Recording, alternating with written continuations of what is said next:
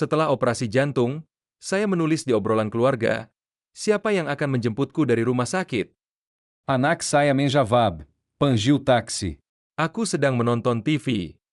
Istri saya menambahkan, tinggallah di rumah sakit selama sebulan lagi. Rasanya menyenangkan tanpamu. Namun, ketika mereka melihat saya di berita malam itu, 67 panggilan mereka tidak terjawab. Apa yang saya lakukan mengubah segalanya. Sebelum melanjutkan, silakan berlangganan saluran ini dan tulis di komentar jam berapa di tempat Anda sekarang. Rasa sakit itu menyambar bagai kilat, membelah dadaku menjadi dua. Aku terkesiap, mataku terbelalak lebar. Disambar cahaya putih menyilaukan yang membuat kepalaku berdenyut. De mana aku? Ruangan itu berputar-putar memuakan. Dinding putih, mesin-mesin yang berdengung, selang-selang yang meliuk-liuk di lenganku bagai sulur plastik. Aku mencoba duduk. Tubuhku menjerit protes. Ada yang salah. Sangat salah. Dadaku terasa seperti diremas dengan linggis. Melalui gaun rumah sakit yang tipis, aku bisa merasakan perban tebal melilit tubuhku. Tuan Thompson, anda sudah bangun, Sra. Vanita Berjas Putimunku de samping tempat tidur saya. Matanya yang ramah di balik kacamata berbingkai kawat tampak sayu. Saya Dokter Charter, dokter jantung Anda. Bagaimana kabar Anda? Seperti tertabrak truk. Suaraku terdengar serak. Tenggorokanku serasa terbakar. Apa yang terjadi padaku? Ia memeriksa sesuatu di monitor di samping tempat tidurku. Angka-angka itu tidak berarti apa-apa bagiku, tetapi ekspresinya tetap tenang dan profesional. Anda menjalani operasi jantung darura 2 hari yang lalu. Operasi bypass 3 kali.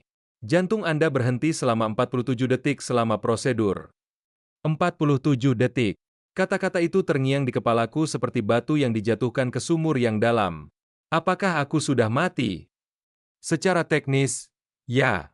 Tapi kami sudah membawamu kembali. Ia menekan jari-jarinya ke pergelangan tanganku, menghitung denyut nadiku.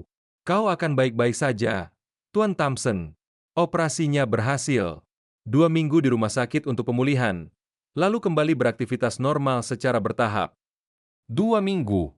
Aku kembali memandang sekeliling ruangan yang steril itu. Sebuah jendela kecil memperlihatkan cakrawala Dallas yang kelabu di bawah langit Januari yang mendung. Tak ada bunga di meja samping tempat tidur. Tak ada kartu. Tak ada tanda-tanda bahwa ada yang tahu aku di sini. Seorang perawat bergegas masuk, memeriksa infus yang terhubung ke lengan kiri saya. Ia tersenyum hangat dan tangannya yang lembut saat mengatur laju aliran. Pak Thompson, saya Jennifer. Saya a camerava anda pada gilira ini. Apakah Anda merasakan sakit saat ini? Aku mengangguk, tak percaya pada suaraku. Ia mencatat di rekam medisnya dan menambahkan sesuatu ke infusku.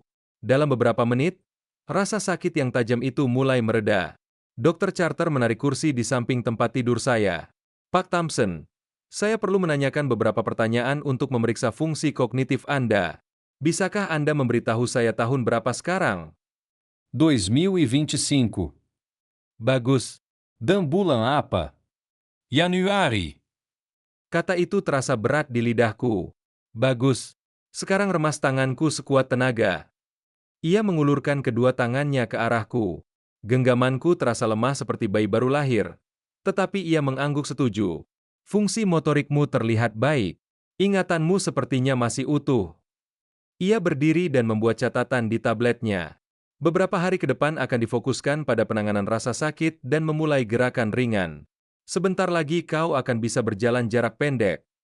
Setelah dia pergi, aku sendirian dengan mesin-mesin dan bunyi bipnya yang tak henti-hentinya. Aku meraih meja samping tempat tidur tempat seseorang meletakkan barang-barangku dengan hati-hati. Jari-jariku menemukan ponselku. Layar menampilkan lusinan notifikasi dari aplikasi berita, spam email, dan pengingat apotek. Saya menggulir ke bawah mencari notifikasi lain. Pesan dari keluarga. Panggilan tak terjawab dari Susan atau Scott. Tidak ada. Saya memeriksa obrolan grup keluarga. Pesan terakhir dari 3 minggu yang lalu. Susan mengeluh tentang yogurt favoritnya yang habis di toko swalayan. Sebelumnya, Scott bertanya apakah saya bisa meminjamkannya uang untuk perbaikan mobil. Tidak ada satupun pesan tentang operasi saya. Tidak ada satupun panggilan yang menanyakan kabar saya. Aku meletakkan ponsel dengan jari gemetar dan menatap ubin langit-langit akustik di atas tempat tidurku. 47 detik aku mati. Dan tampaknya tak seorang pun menyadari kepergianku. Tak satu pun pesan, tak satu pun panggilan. Aku memejamkan mata dan membiarkan kesunyian kamar rumah sakit menyelimutiku. Bau antiseptik itu memicu sesuatu yang lebih dalam. Kenangan yang telah kuhindari selama berbulan-bulan. Semuanya bermula di musim panas 2020. Aku sedang berkebun di belakang rumah kami di Arlington, menanam tomat di tengah terik matahari. Sesak di dadaku terasa seperti pita yang meremas tulang rusukku. Aku mencengkeram tiang pagar hingga terlepas, meyakinkan diri bahwa panasnya Texas saja yang membuatku tak nyaman. "Buford, kau dramatis lagi," teriak Susan dari teras belakang, sambil memegang gelas es teh. "Masuklah sebelum kau kena stroke di luar sana." Aku menertawakannya. 66 tahun dan masih sekuat banteng, kataku pada diri sendiri. Hanya butuh lebih banyak air, lebih banyak istirahat. Tapi episode-episode itu terus datang. Pada tahun 2021, menaiki tangga ke kamar tidur kami terasa seperti ekspedisi gunung. Saia a Camberenti Segena de Bordes, Mensengueram Pegangan Tanga Sementara Jantum Saia Berdebar Kenkan Ditula Ruzuk Seulalha Ingin Lepas. Susan pasti sudah di tempat tidur menonton acara malamnya. "Kamu sudah tua," katanya tanpa mengalihkan pandangan dari televisi. "Mungkin kurangi proyek akhir pekan itu." Aku tak pernah bercerita padanya tentang rasa logam yang memenuhi mulutku saat episode terburuk, atau bagaimana dunia terasa miring saat aku berdiri terlalu cepat. Dia sudah punya cukup banyak hal yang perlu dikhawatirkan, seperti klub buku dan pertemuan amal. Scott bahkan kurang membantu. Ketika saya bilang merasa lelah sepanjang waktu, dia akan mengangkat bahu dari posisinya di sofa ruang tamu kami. "Mungkin ke dokter." "Yah, sebentar." "Ya, itu mahal. Coba vitamin dulu." Usianya 28 tahun dan tinggal di ruang bawah tanah. Tapi dia khawatir tagihan medis saya akan memengaruhi warisannya. Serangan pertama yang sesungguhnya terjadi di dapur kami pada suatu Selasa pagi di bulan Maret 2023.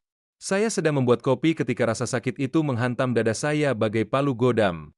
Saya meraih meja dapur, bubuk kopi berhamburan di lantai saat saya meluncur ke lantai linoleum yang dingin.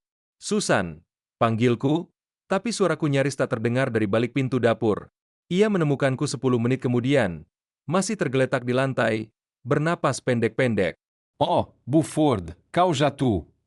Ia membantuku duduk di kursi, tapi perhatiannya sudah teralih.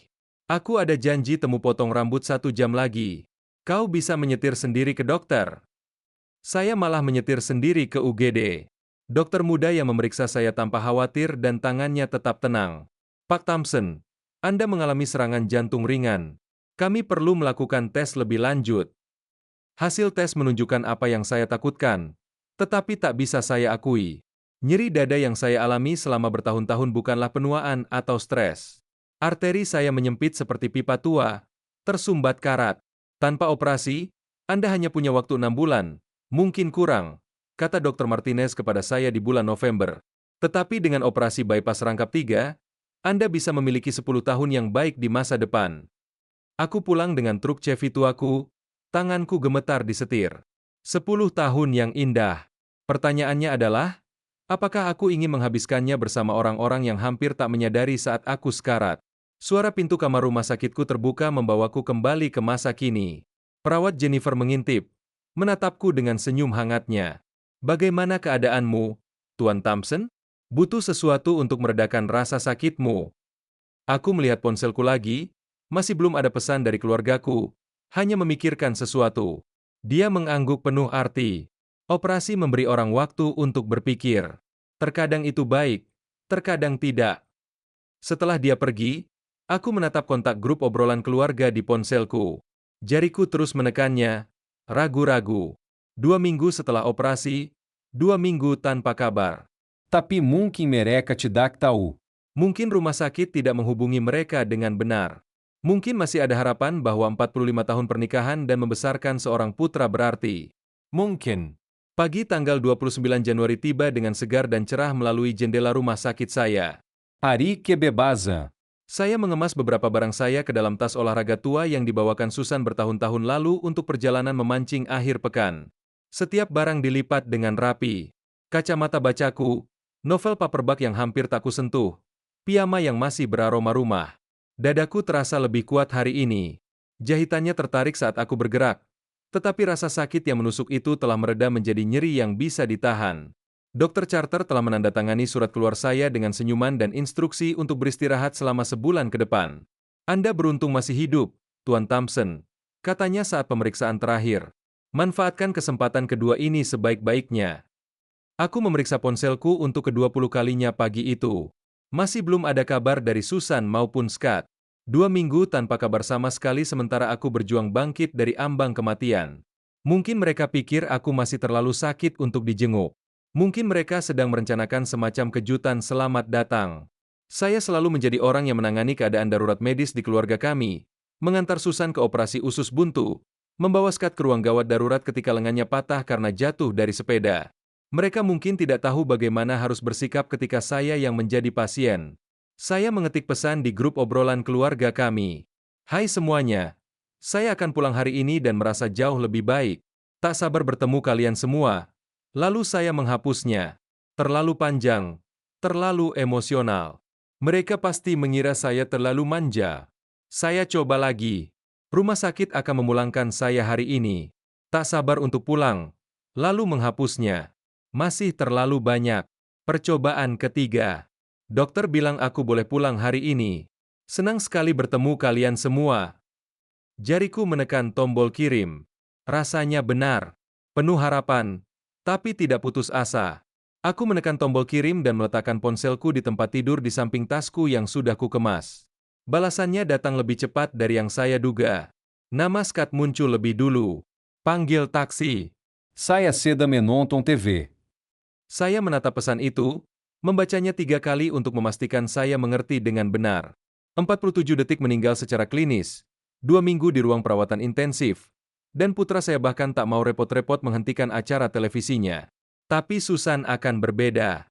Susan akan mengerti. Kami sudah menikah selama 45 tahun. Dia pasti ingin membawa saya pulang sendiri. Pesannya muncul di bawah pesan Scott. Tinggallah sebulan lagi di rumah sakit. Rasanya begitu menyenangkan tanpamu. Ponselku terlepas dari tanganku dan jatuh ke selimut putih rumah sakit. Kata-kata itu bersinar di layar seperti lampu neon yang menandakan berakhirnya semua yang kupercayai tentang keluargaku. Tingala Cebulan Lagi. Rasanya begitu menyenangkan tanpamu. Aku duduk terduduk di tepi tempat tidur, tas olahragaku meluncur ke lantai dengan bunyi gedebuk pelan. Sinar matahari pagi yang masuk melalui jendela terasa seperti ejekan sekarang. Dadaku terasa sakit, tapi bukan karena operasi.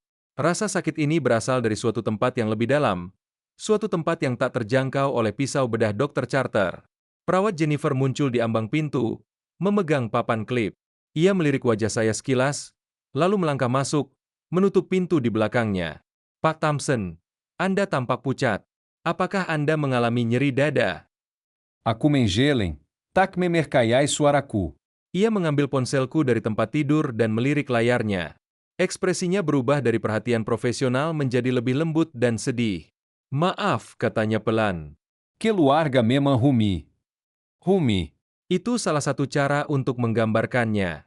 Dengan kata lain, aku telah menghabiskan 45 tahun hidupku memberikan segalanya kepada orang-orang yang menganggapku tak lebih dari sekadar gaji dan pengasuh.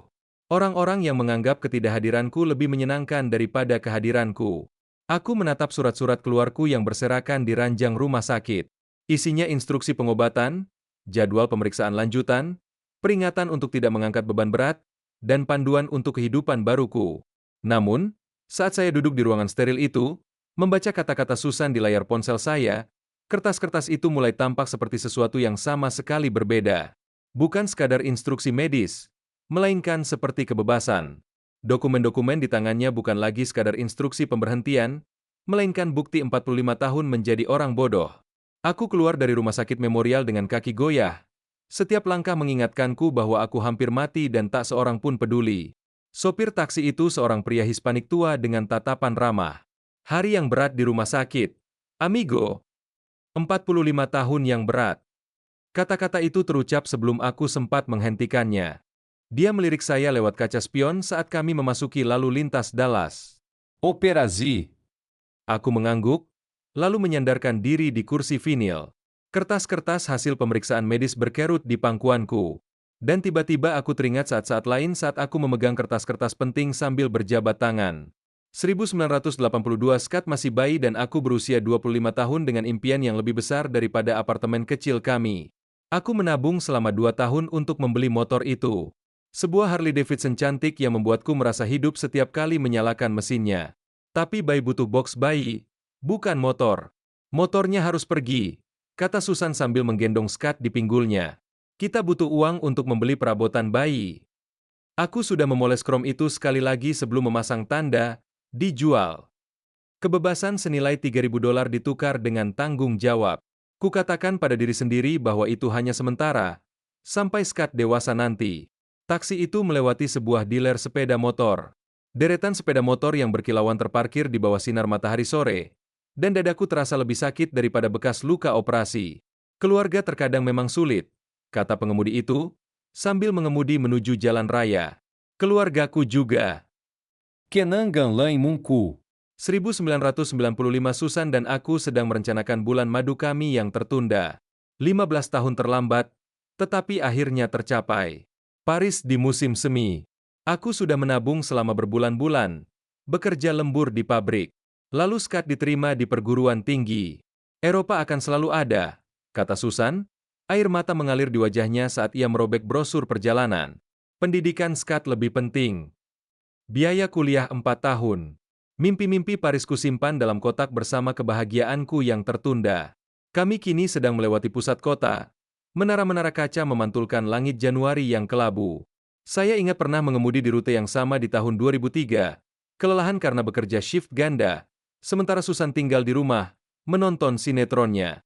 Kapan aku boleh istirahat? Tanyaku padanya suatu kali, sambil menjatuhkan diri di kursi malasku setelah 16 jam bekerja di pabrik. Nanti kalau Skat lulus dan dapat pekerjaan bagus, janjinya, nanti kita punya waktu untuk diri kita sendiri. Scott lulus. Lalu ia butuh bantuan untuk membayar sewa. Lalu pinjaman mobil. Lalu modal awal untuk bisnis desain grafisnya yang gulung tikar dalam waktu 6 bulan. Kenangan tentang pinjaman bisnis paling menyakitkan. 2010, saya sudah menandatangani surat jaminan rumah kami sementara Skat menggambar rencana besar di serbet restoran. Ini tiket kita. Ayah, 6 bulan lagi, aku akan membayar semuanya beserta bunganya. Bisnis itu bertahan selama 4 bulan. Saya bekerja 3 tahun lagi untuk melunasi pinjaman itu. Taksi berbelok memasuki jalanan Arlington yang familiar. Melewati sekolah dasar tempatku melatih tim liga kecil Skat sambil menggagalkan impianku sendiri.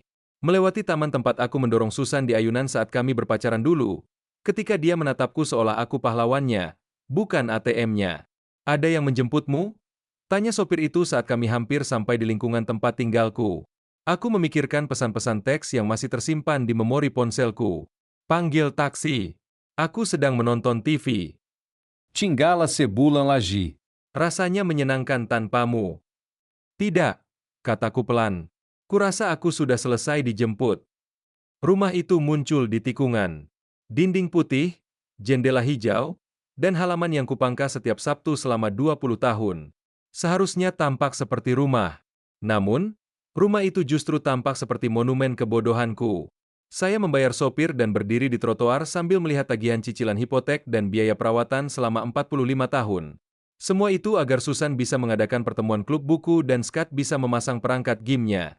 Pengemudi itu melaju pergi, meninggalkan saya sendirian dengan pikiran saya dan rumah yang tiba-tiba terasa seperti bukti kesalahan terbesar yang pernah saya buat. Aku berjalan menuju pintu depan, kunci-kunci terasa berat di jari-jariku. Rumah itu kini tampak berbeda, bukan seperti rumah, melainkan seperti bukti. Kuncinya berputar dengan bunyi klik pelan, dan aku melangkah ke dalam kegelapan. Bahkan pintu masuknya terasa berbeda, asing, seperti memasuki kehidupan orang lain. Aku menyalakan lampu dan memandangi apa yang telah dilakukan keluargaku dengan kebebasan mereka. Surat-surat bertumpuk di meja kecil dekat pintu. Tagihan dan iklan yang belum dibuka berserakan sembarangan. Sepatu Susan tergeletak di tempat ia menendangnya, di samping sepatu Kate Skat yang berlumpur. Tak seorang pun repot-repot membereskan barang-barang mereka selama berminggu-minggu. Ruang tamu lebih parah lagi.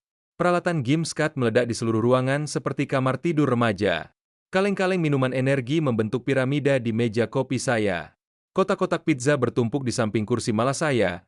Kursi yang saya beli dengan uang lembur 15 tahun lalu. Mereka sedang berpesta. Aku perlahan menelusuri bukti-bukti kenyamanan mereka. Ketidakhadiranku tidak menimbulkan kesedihan atau kekhawatiran. Melainkan, aku justru merayakannya. Dapur menceritakan kisah yang sama. Piring-piring menumpuk di wastafel, wadah makanan siap saji memenuhi tempat sampah. Kulkas menyimpan anggur mahal dan es krim premium. Barang-barang mewah yang mereka beli saat aku berjuang untuk hidupku. Tapi ruang belajarku adalah penghinaan terakhir. Mereka mengubahnya menjadi gudang. Kotak-kotak perlengkapan kerajinan Susan memenuhi mejaku. Peralatan komputer Lamaskat tertumpuk di rak bukuku. Debut tela mengenda bdiatas foto-foto que luarga yang tela kuzuzum rapid hakaku. 47 detik.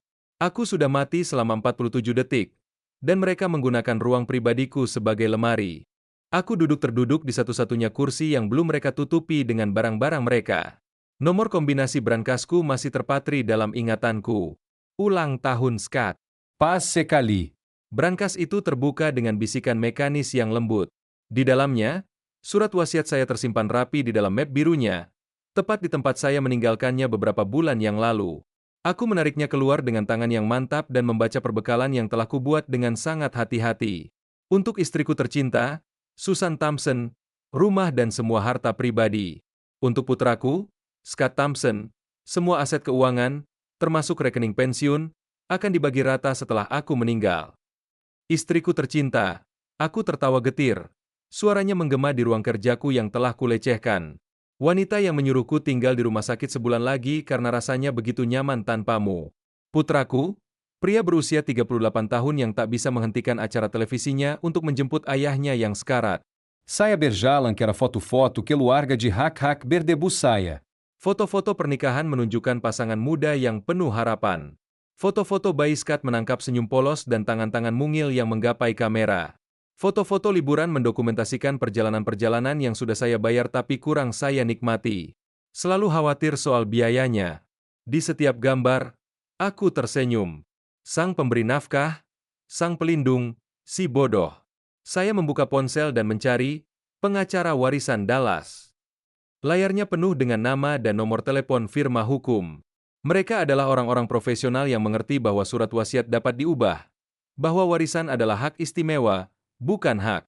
Jonathan Hale & Associates muncul di puncak daftar. Berpengalaman dalam perencanaan warisan dan pemberian amal. Sempurna. Aku melihat sekeliling ruang kerjaku sekali lagi. Pada kotak-kotak yang menutupi mejaku, pada debu di barang-barang pribadiku, pada bukti-bukti ketidakhormatan keluargaku. Lalu aku melihat surat wasiat di pangkuanku. Besok aku akan menelepon Tuan Hale. Besok aku akan memperbaiki kesalahan terbesar dalam hidupku. Malam ini aku akan merencanakan dengan tepat bagaimana memberikan keluargaku apa yang pantas mereka dapatkan. Tidak ada. Lift naik melewati lantai demi lantai. Setiap angka membawa saya lebih dekat ke keadilan. 15 lantai di gedung pencakar langit pusat kota Dallas ini, Jonathan Hale menunggu dengan kekuatan untuk menulis ulang masa depan keluarga saya. Seminggu telah berlalu sejak pencerahan kepulanganku. 7 hari dihabiskan untuk riset, perencanaan, dan pengumpulan dokumen. Aku menemukan American Heart Disease Foundation Daring, sebuah badan amal yang membantu keluarga-keluarga selama keadaan darurat jantung, orang-orang yang benar-benar menghargai anugerah kehidupan. Pintu lift terbuka ke lorong yang dilapisi kayu mahoni dan kuningan. Hale & Associates, terukir dengan huruf-huruf emas pada pintu kaca buram. Bapak Thompson. Resepsionis itu tersenyum, profesional dan hangat. Bapak Hale siap menyambut Anda. Kantor Jonathan Hale menghadap pusat kota Dallas melalui jendela-jendela setinggi lantai hingga langit-langit. Buku-buku hukum berjejer di dinding, di antara bingkai-bingkai ijazah dari universitas-universitas yang tak pernah saya bayangkan sebelumnya. Ia lebih muda dari yang saya duga, mungkin 55 tahun, dengan rambut perak dan mata yang cerdas. Silakan duduk. Ia menunjuk ke kursi kulit di seberang meja besarnya. Saya mengerti Anda ingin membuat perubahan signifikan pada rencana warisan Anda.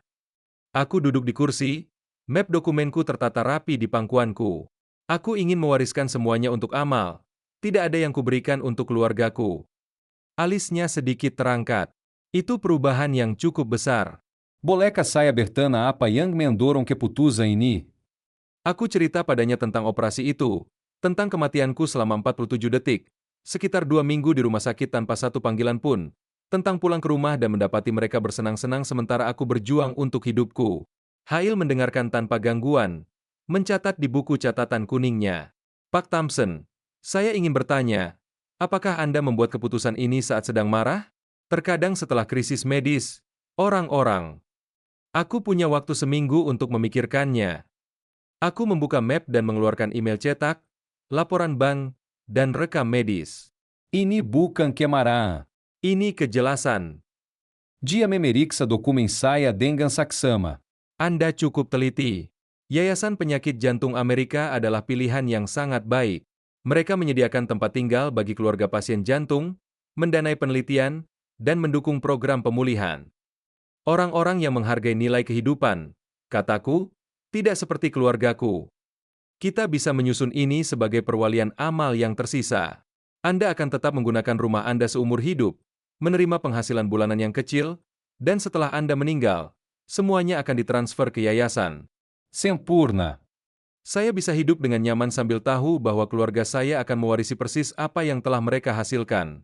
Bagaimana dengan istri dan anakmu? Bahkan warisan kecil pun bisa. Tidak. Kata-kata itu keluar lebih keras dari yang kumaksud. Mereka sudah dewasa. Sudah saatnya mereka belajar menghidupi diri sendiri. Hail mengamatiku cukup lama. Baiklah. Ini akan memakan waktu sekitar 1 jam untuk menyusunnya dengan benar. Apakah kau yakin dengan rencana ini? Aku teringat pesan Scott. Panggil taksi. Aku sedang menonton TV. Tentang kata-kata Susan. Tingala sebulan lagi. Rasanya menyenangkan tanpamu. Aku tidak pernah yakin ini tentang apapun dalam hidupku.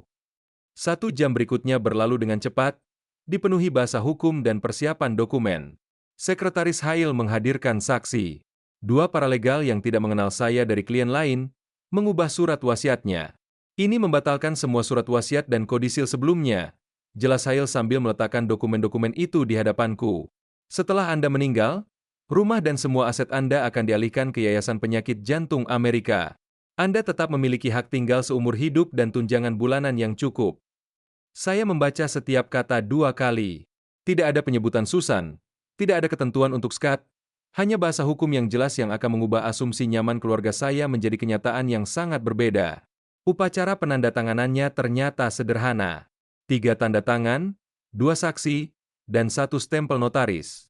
45 tahun menghidupi keluarga yang tak tahu berterima kasih dihapus dengan tinta hitam di atas kertas putih. Saya akan menghubungi yayasan minggu ini, kata Hail sambil menyerahkan salinan resminya. Mereka pasti ingin bertemu dengan Anda, membahas kemungkinan pengumuman di media. Pengumuman media? Aku suka kedengarannya. Pengakuan publik atas amal. Rasa malu di depan umum bagi keluargaku. Kantor yayasan ada di gedung ini, lanjutnya. Lantai 12. Coordenador Media Mereca, Rebecca Mills, Sangatali Dalon Menangani Berita Berita Sepertini. Saya berdiri hendak pergi, salinan resminya tersimpan rapi di saku jaket. Di pintu, Hail menjabat tangan saya dengan hormat. Anda memberikan a dia yang luar biasa, Tuan Thompson. Yayasan ini membantu ratusan keluarga setiap tahun. Keluarga yang memang layak dibantu. Jawabku, tidak seperti keluargaku. Lorong terasa lebih terang saat aku kembali ke lift. Di belakangku, kantor Hail menyimpan mesin keadilan. Di depan, kantor yayasan menanti dengan kekuatan untuk mengubah kepuasan pribadi menjadi pembenaran publik. Kantor yayasan hanya 3 lantai dari sini. Saatnya mengubah keadilan privat menjadi pesan publik. 3 lantai di bawah, kantor yayasan ramai dengan aktivitas pagi. Lift terbuka dan memperlihatkan area resepsionis yang terang benderang, dihiasi poster kesehatan jantung dan kisah sukses dari keluarga-keluarga yang bersyukur. Bapak Thompson, Rebecca Mills muncul dari kantor pojok, dengan efisiensi bisnis dan senyum hangat. Saya Rebecca Mills, Coordenador Media. Terima kasih telah memilih yayasan kami. Dinding kantornya memajang penghargaan dan kliping koran berbingkai tentang kampanye penggalangan dana yang sukses. Perempuan ini memahami kekuatan sebuah cerita yang bagus. Silakan duduk. Ia menunjuk ke kursi yang nyaman di seberang mejanya. Pengacara Anda mengatakan Anda ingin mempublikasikan donasi Anda. Ceritakan tentang situasi Anda. Aku sudah menjelaskan semuanya. Operasinya, 47 detik itu, ditinggalkan di rumah sakit, pesan teks yang kejam itu. Rebecca mendengarkan dengan saksama, sambil mencatat di buku catatan kuning. Ini luar biasa, katanya setelah saya selesai. Kisahmu bisa menyelamatkan ratusan nyawa. Orang-orang perlu memahami betapa pentingnya dukungan keluarga selama krisis medis. Jika rasa sakitku membantu orang lain, maka itu sepadan. Ia mengangkat telepon dan menelepon. Channel 8. Ini Rebecca Mills dari Yayasan Jantung. Saya punya cerita untuk Anda. Seorang pria setempat menyumbangkan seluruh hartanya setelah ditinggalkan keluarganya saat operasi jantung. Percakapan itu berlangsung 10 menit.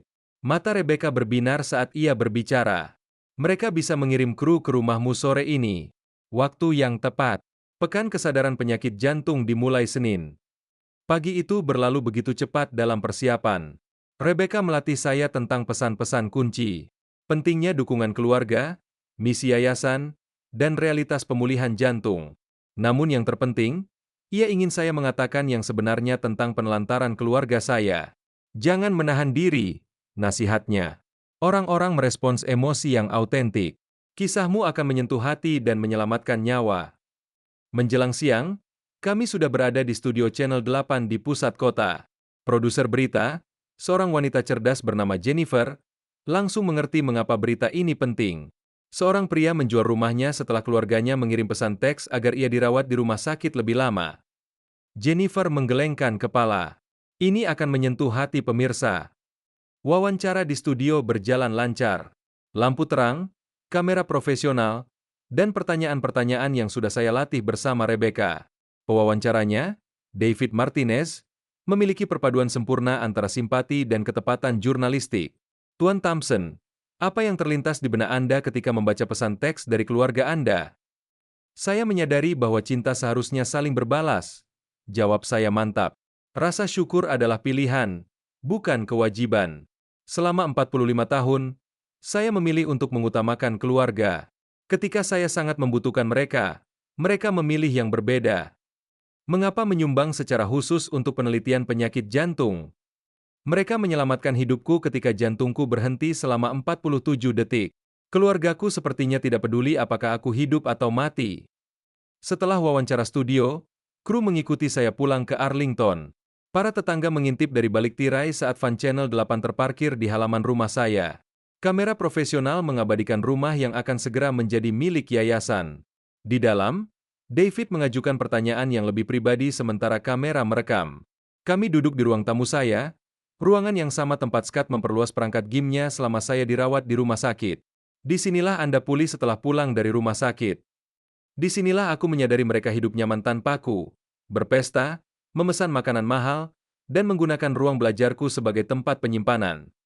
Kamera menyorot foto-foto keluarga di atas perapian. Foto pernikahan, wisuda Scott, kenangan liburan, semuanya dibiayai oleh pengorbanan saya.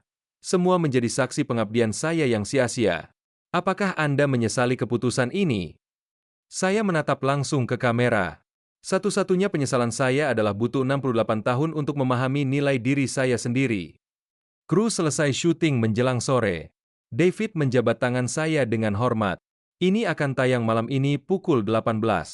Saya perkirakan stasiun lain juga akan menyiarkannya. Saya menghabiskan malam di sebuah restoran yang tenang di pusat kota. Ponsel saya sesekali bergetar menerima pesan dari Rebecca tentang persiapan media sosial. Tim daring yayasan siap memanfaatkan dampak dari cerita tersebut. Tepat pukul 6, saya menonton diri saya sendiri di televisi restoran.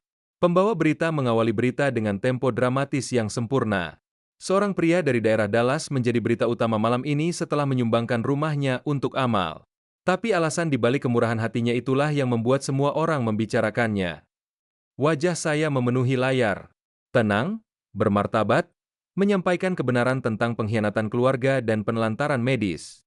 Segmen tersebut menampilkan rekaman rumah saya, penjelasan saya tentang donasi yayasan, dan komentar Rebecca tentang pentingnya mendukung pasien jantung. Restoran itu sepi, tetapi saya bisa melihat pengunjung lain melirik ke arah televisi, lalu ke arah saya. Beberapa tampak bersimpati, yang lain tampak marah atas nama saya.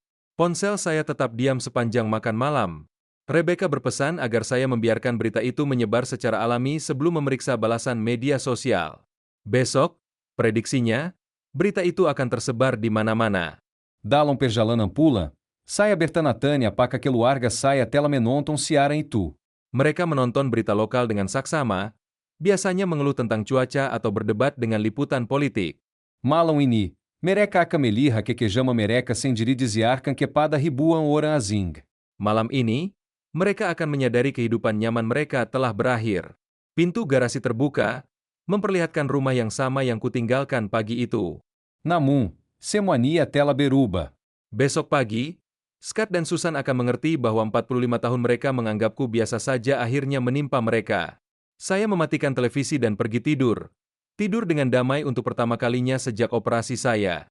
Berita malam hanya menjadi latar belakang di ruang keluarga Thompson. Susan membolak-balik majalahnya sementara Scott membagi perhatiannya antara game video dan televisi. Kotak-kotak pizza dan kaleng soda kosong yang tersisa menunjukkan betapa nyamannya mereka menjalani hidup tanpa Buford. Hari yang membosankan lagi, gerutu Scott sambil memencet tombol-tombol di pengontrolnya. Tidak pernah terjadi apa-apa di kota bodoh ini. Susan mendongak dari majalahnya. Setidaknya kita tidak perlu berurusan dengan kekhawatiran ayahmu yang terus-menerus. Ingat bagaimana dia dulu selalu ribut soal setiap pengeluaran kecil? Mereka berdua tertawa. Sama sekali tidak menyadari bahwa dunia mereka akan meledak. Suara pembawa berita berubah nada. Seorang pria dari daerah Dallas menjadi berita utama malam ini setelah menyumbangkan rumahnya untuk amal. Tetapi alasan dibalik kemurahan hatinya itulah yang membuat semua orang membicarakannya. Pengendali game Scott terlepas dari genggamannya. Rumah di layar televisi tampak persis seperti rumah mereka. Dinding putihnya sama, daun jendelanya hijau, dan pohon ek di halaman depan juga sama. Bu, bisik Scott. Itu rumah kami. Majalah Susan jatuh ke lantai. Mereka menatap layar dengan ngeri saat kamera menyorot properti mereka.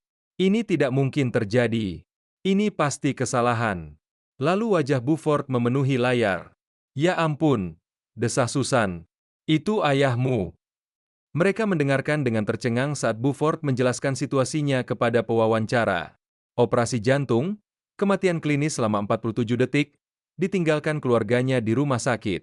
Waktu saya minta keluarga menjemput saya dari rumah sakit, kata Buford dengan tenang, anak saya menyuruh saya memanggil taksi karena dia sedang menonton televisi. Istri saya bilang saya harus tinggal sebulan lagi karena rasanya enak tanpa saya. Wajah Scott memucat. Kata-katanya persis seperti itu.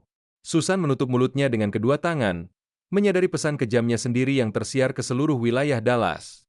Ini tidak mungkin, teriak Susan ke arah televisi. Dia tidak bisa melakukan ini. Itu rumah kita. Segmen berita berlanjut dengan Buford yang menjelaskan keputusannya untuk menyumbangkan seluruh hartanya kepada Yayasan Penyakit Jantung.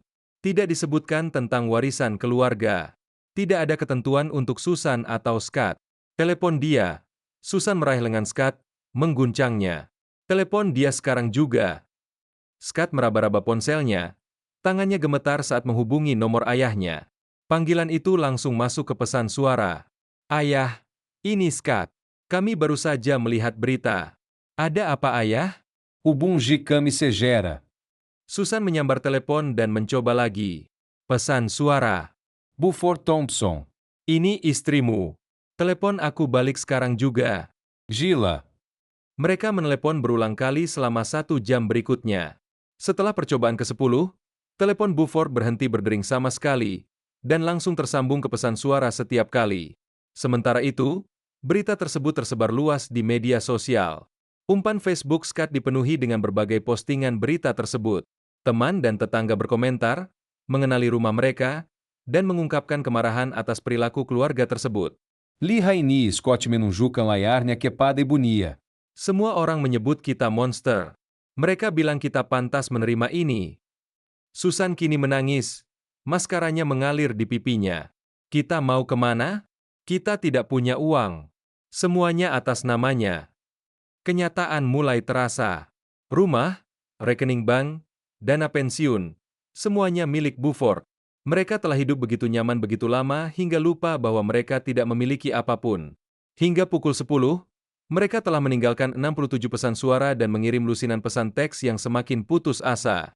Buford tidak membalas satupun. Dia kehilangan akal sehatnya, kata Scott, mondar-mandir panik di ruang tamu. Operasi itu merusak otaknya. Dia tidak tahu apa yang dia lakukan. Atau mungkin dia tahu persis apa yang dia lakukan, bisik Susan, menatap ponsel di tangannya. Mungkin ini balas dendam. Mereka menghabiskan sisa malam itu mencoba memahami betapa beratnya situasi mereka. Tidak ada penghasilan, tidak ada tabungan, tidak ada properti. Scott tidak pernah memiliki pekerjaan tetap, dan Susan tidak pernah bekerja selama 30 tahun. Apa yang harus kita lakukan? Tanya Scott kepada ibunya sekitar tengah malam. Bagaimana kita memperbaikinya? Susan menyeka air matanya dan memandang sekeliling ruang tamu, memandangi peralatan game Scott yang mahal, majalah-majalah desainernya, dan kehidupan nyaman yang mereka bangun berkat pengorbanan Buford. Kita menunggunia pulang, katanya Murong.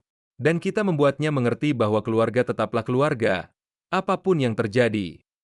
Mereka duduk di ruang tamu agar bisa melihat jalan masuk. Susan membuat kopi agar tetap terjaga. Scott mengisi daya ponselnya agar bisa terus menelepon. Mereka berdua tidak tidur malam itu. Mereka duduk di dekat jendela, menunggu lampu depan menyala, mempersiapkan argumen yang mungkin bisa menyelamatkan hidup mereka yang nyaman. Namun, jauh di lubuk hati, mereka berdua tahu ada sesuatu yang berubah drastis. Pria yang mereka anggap remeh selama 45 tahun akhirnya berhenti menganggapnya remeh. Mereka telah menunggu sejak subuh. Menius kata-kata yang mungkin akan menyelamatkan hidup mereka yang nyama. Susan duduk di dekat jendela depan, cangkir kopi bergetar di tangannya. Scott mondar-mandir di belakangnya, ponselnya tergenggam erat seperti senjata yang tak ia ketahui cara penggunaannya. Buni com si Buford de Luban com si membu mereka berdua membeku. Inilah saatnya, kesempatan mereka untuk memperbaiki bencana yang telah mereka ciptakan. Buford melangkah masuk pukul 8.30, santai dan tenang. Ia mendapati mereka mengalangi jalania que dapur. Vaja mereka putus asa dan penutecad. Ayah, Scott melangkah maju dengan agresif. Kegilaan apa ini? Kami keluargamu. Buford melepas jaketnya perlahan, menggantungnya di gantungan dekat pintu. Keluarga. Suaranya terdengar datar, nyaris menyenangkan. Waktu aku di rumah sakit, berjuang untuk hidupku, apakah kalian berdua pernah menelepon? Kami sibuk. Suara Susan bergetar karena kesal. Kau tahu betapa sulitnya mengurus semuanya tanpamu. Sangat berat sampai kau menyuruhku tinggal sebulan lagi di rumah sakit. Nada suara Buford tetap tenang, tetapi tatapannya sedingin es, karena rasanya begitu menyenangkan tanpaku. Argumen Scott yang sudah dipersiapkan runtuh di bawah tatapan tenang ayahnya. Itu cuma candaan. Kami tidak serius. 67 panggilan telepon tadi malam, ujar Buford sambil berjalan melewati mereka menuju dapur. Lucunya, kok bisa ada waktu untuk menelepon saat warisanmu terancam? Mereka mengikutinya seperti satelit yang putus asa, saling bicara dalam kepanikan. Ayah, tolong dengarkan akal sehat. Buford, kau tidak berpikir jernih. Operasi itu memengaruhi keputusanmu. Kami mencintaimu. Kami selalu mencintaimu. Buford mengisi mesin pembuat kopi dengan presisi yang metodis, mengabaikan permohonan mereka yang semakin panik. Ketika Susan meraih lengannya, ia menatap tangannya dengan tatapan dingin yang begitu acuh tak acuh sehingga Susan langsung melepaskannya. Anda punya waktu 24 jam untuk meninggalkan rumah ini, katanya pelan. Kata-kata itu menghantam mereka bagai pukulan fisik. Susan terhuyung mundur. Wajah Scott memucat. Kita mau kemana? Suara Susan nyaris berbisik. Kita tidak punya uang. Itu bukan masalahku lagi. Keterpisar em emocional Buford se penunia lebi menjerica andaripada quemará apapum. Ini bukan lagi pria yang selama 45 tahun mengutamakan kebutuhan mereka. Ini orang yang sama sekali berbeda. Kau tak bisa melakukan ini. Suara Scott meninggi seperti berteriak. Aku anakmu. Ini rumahku. Rumamu.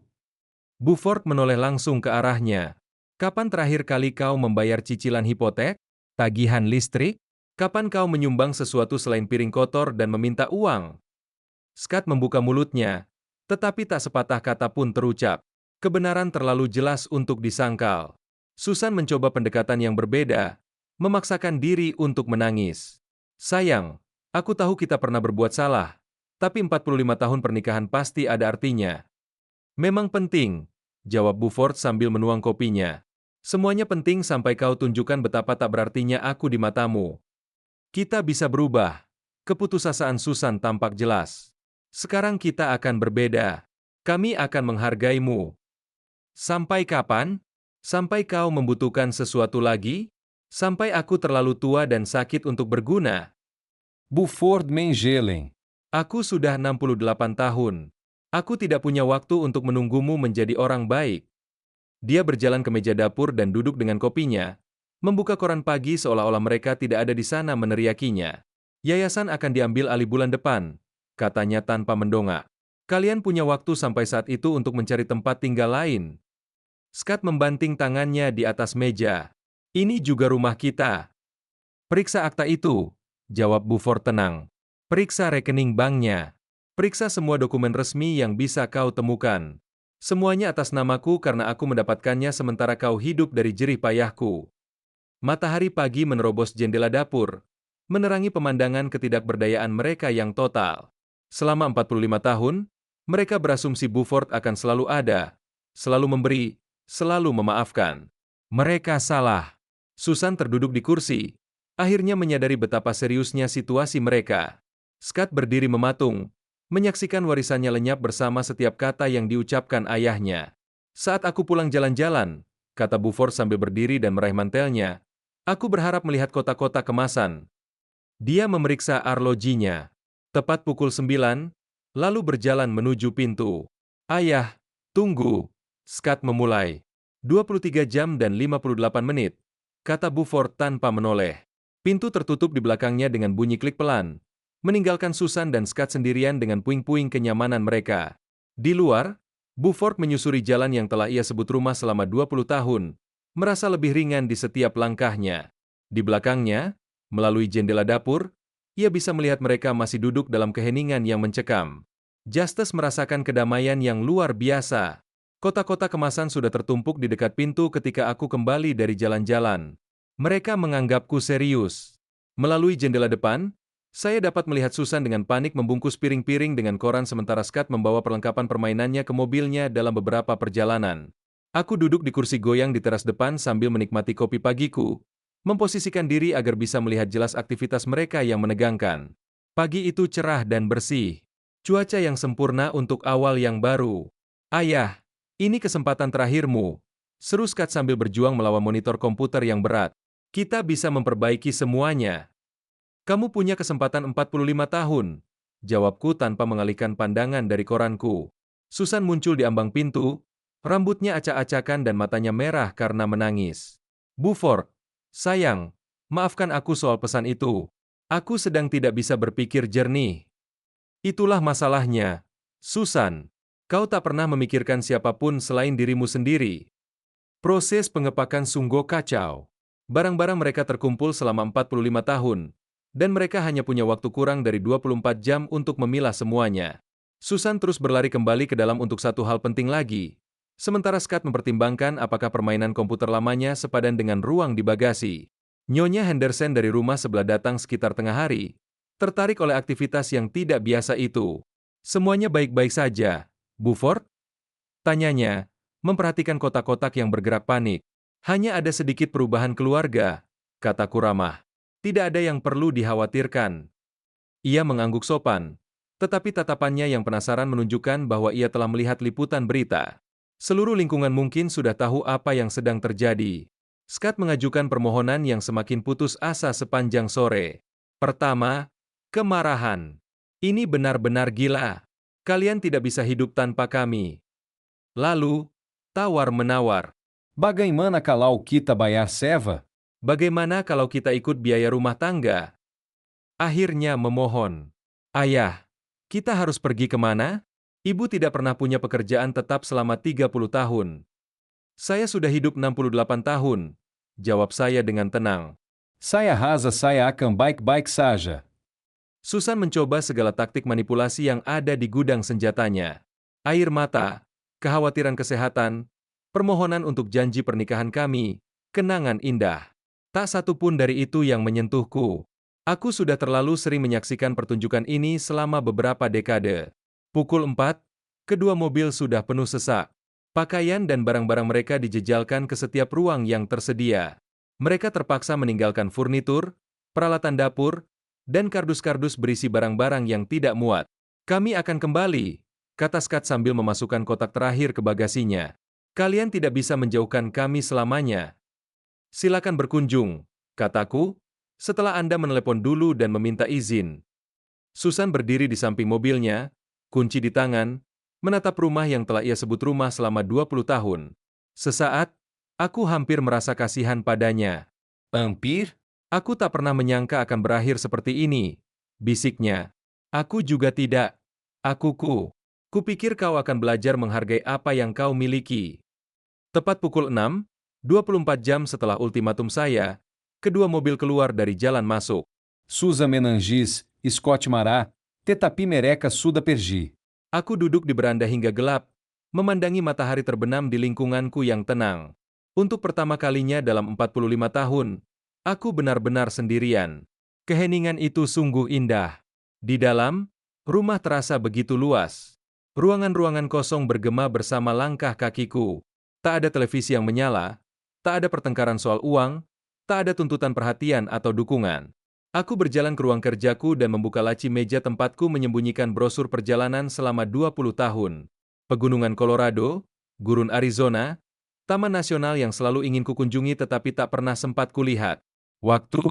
Sekarang aku tak punya apa-apa selain waktu.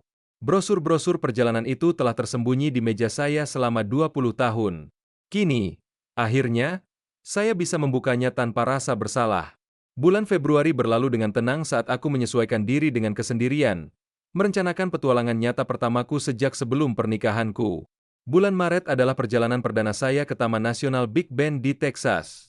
Saya belum pernah berkemah sendirian sebelumnya, belum pernah berkendara kemanapun hanya untuk bersenang-senang. Lanskap gurun memukau saya dengan keindahannya yang keras, langit tak berujung, formasi batuan kuno, dan keheningan yang membentang bermil-mil jauhnya. Suatu malam di sekitar api unggun, saya bertemu Tom, seorang pensiunan guru dari Oklahoma. Pertama kali ke sini? Tanyanya, sambil memperhatikan perlengkapan berkemah saya yang baru. Pertama kali kemanapun. Umurku 68, dan ini pertama kalinya aku pergi kemanapun hanya untuk bersenang-senang. Tom tertawa hangat.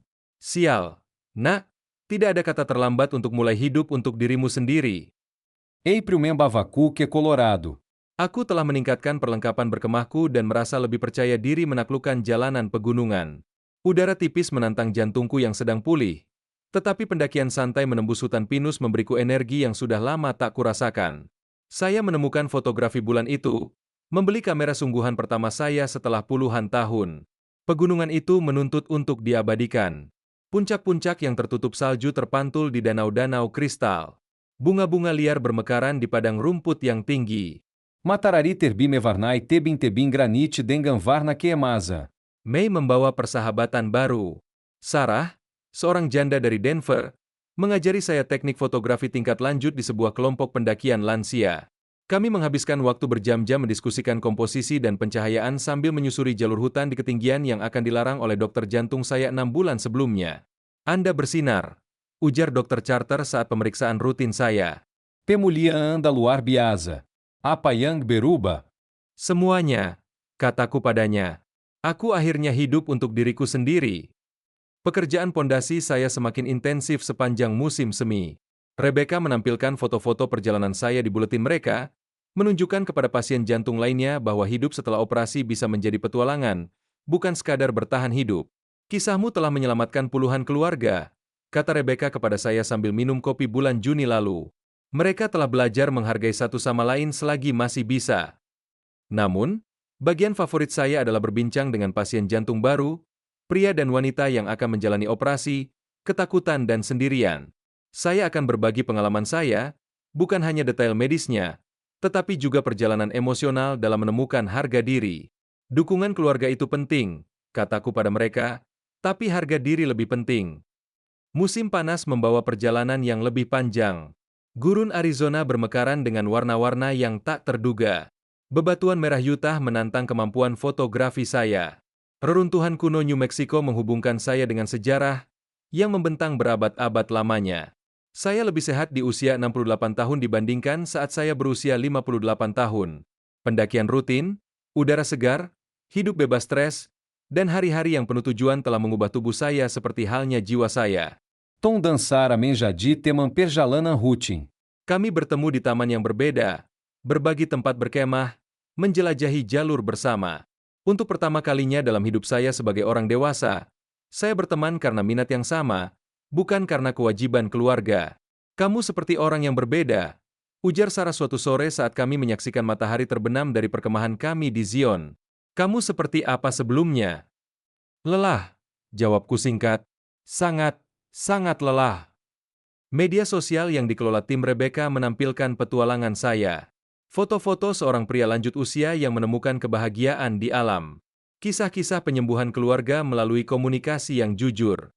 Inspirasi bagi para lansia lainnya untuk mengejar impian yang tertunda. Komentar berdatangan dari seluruh dunia. Pasien jantung berbagi perjuangan keluarga mereka. Anak-anak dewasa menyadari diri mereka sendiri melalui perilaku Scott. Pasangan suami istri memahami pola Susan yang menganggap remeh pengabdian. Bulan Juli berakhir dengan kepulanganku ke Arlington.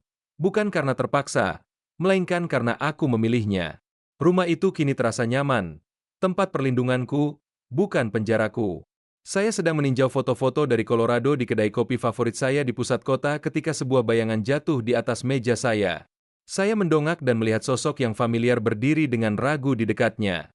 Scott berdiri di sana, ragu-ragu, entah bagaimana tampak berbeda. Lebih bersih, lebih dewasa. Pakaian bermainnya yang biasa telah digantikan oleh pakaian kasual bisnis, dan posturnya menunjukkan seseorang yang telah belajar memikul tanggung jawab. Ayah, suaranya terdengar ragu.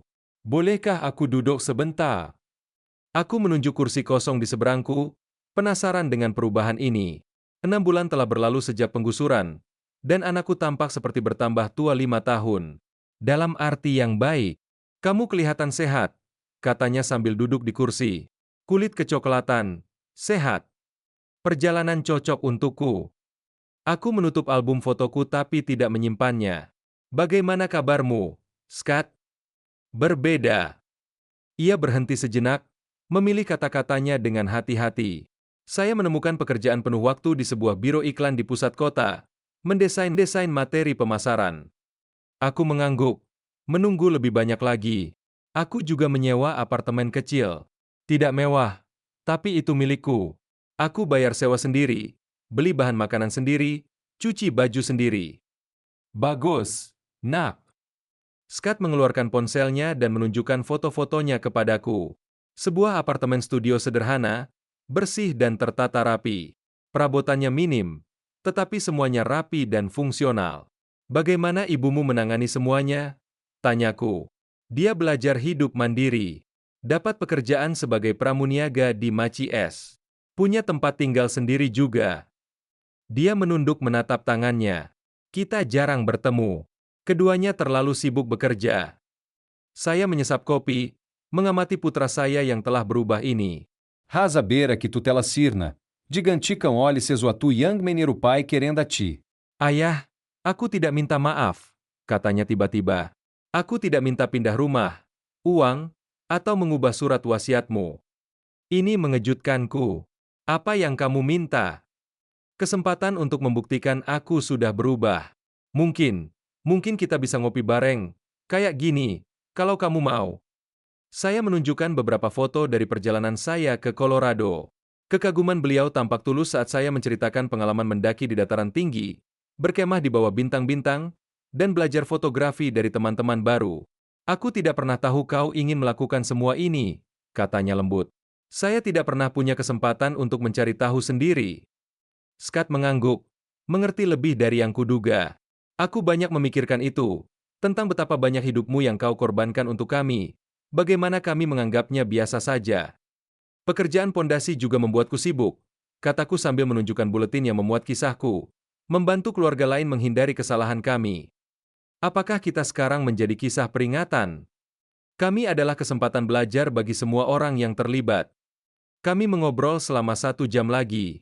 Scott bercerita detail tentang pekerjaannya, tenggat waktu, klien yang sulit, dan kepuasan mendapatkan gajinya sendiri. Dia menunjukkan minat yang tulus pada perjalanan saya, menanyakan tempat-tempat yang pernah saya kunjungi, dan rencana saya selanjutnya. Aku mengerti kalau kamu tidak menginginkan hubungan ini, katanya saat kami bersiap pergi. Aku mengerti kalau kepercayaan perlu dibangun kembali secara perlahan. Tapi aku ingin kamu tahu bahwa aku mengerti sekarang. Apa yang kami lakukan padamu, betapa salahnya itu. Saya berjalan bersamanya ke tempat parkir. Dia punya sedan tua, Biasa saja, tapi bersih dan terawat. Bukti tanggung jawabnya. Skat, kataku sambil meraih pintu mobilnya. Mungkin kita bisa melakukannya lagi sekitar sebulan lagi. Senyumnya hati-hati namun penuh harap. Aku mau. Tidak ada janji untuk hal lain, tegasku. Aku tidak akan mengubah surat wasiatku kembali. Aku tidak menginginkan hubungan ayah anak yang tradisional. Tapi mungkin kita bisa membangun sesuatu yang baru, sesuatu yang lebih sehat. Aku mengerti, katanya. Dan ayah, aku senang ayah bahagia. Akhirnya, aku memperhatikannya pergi, memperhatikan betapa cermatnya ia memeriksa kaca spion, bagaimana ia memberi sinyal dengan benar di setiap belokan. Hal-hal kecil, tetapi itu menunjukkan seseorang yang telah belajar memperhatikan detail. Matahari sore terasa hangat di bahu saya saat saya berjalan menuju mobil. Besok, saya berencana pergi ke Arkansas, menjelajahi pegunungan Ozark. Bulan depan, mungkin Maine untuk memotret dedaunan musim gugur. Ponselku bergetar karena ada pesan dari Tom. Sarah menemukan tempat perkemahan yang bagus di Utah untuk bulan Oktober. Kau tertarik? Saya membalas, tentu saja. Kirimkan saya detailnya. 6 bulan yang lalu, aku bagaikan orang sekarat yang diabaikan oleh keluarga. Hari ini, aku hidup, sehat, dan dikelilingi oleh orang-orang yang memilih untuk hadir dalam hidupku, alih-alih orang-orang yang merasa terpaksa. Perbedaannya, saya pelajari, adalah segalanya. Saya berkendara pulang melewati jalan-jalan Arlington yang sudah saya kenal, melewati kedai kopi tempat Scott dan saya baru saja berbincang jujur, melewati rumah Nyonya Henderson, tempat ia melambaikan tangan dari tamannya, melewati kantor Yayasan Jantung, tempat Rebecca merencanakan kampanye kesadaran bulan depan. Rumah bagi sebuah rumah yang akhirnya benar-benar menjadi milikku. Rumah bagi kehidupan yang telah aku bangun untuk diriku sendiri. Satu pilihan hati-hati pada satu waktu. Beberapa kisah berakhir dengan gestur agung dan rekonsiliasi dramatis. Kisah ini berakhir dengan sesuatu yang lebih berharga. Kepuasan batin seorang pria yang telah belajar menghargai dirinya sendiri sebagaimana ia pernah menghargai orang lain. Dan mungkin saja, kemungkinan bahwa cinta dapat tumbuh di tanah yang lebih sehat daripada kewajiban. Matahari mulai terbenam saat aku memasuki halaman rumah, mewarnai langit dengan warna yang sama seperti yang kufoto di Colorado. Indah, damai, dan sepenuhnya milikku. Jika Anda menyukai cerita ini, silakan sukai videonya. Berlangganan kanal ini dan bagikan kesan Anda tentang cerita ini di kolom komentar. Untuk mendengarkan cerita selanjutnya, klik kotak di sebelah kiri. Terima kasih telah menonton.